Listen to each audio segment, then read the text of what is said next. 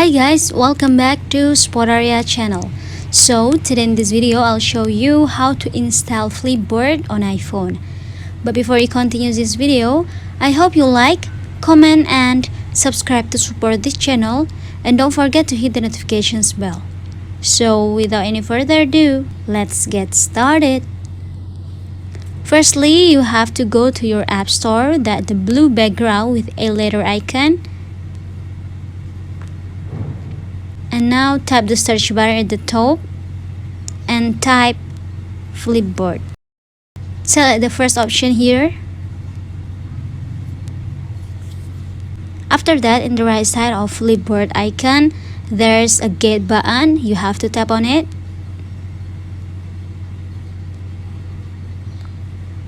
And in this pop-up, tap on install. And you have to wait for a minute, this processing. When it's done, the get button will change to the open button. And let's look for it on one of your home screen. Usually will be in the last home screen. And here you are. So guys, just it from me. Thanks for watching this video. Don't forget to leave your comment in the column below.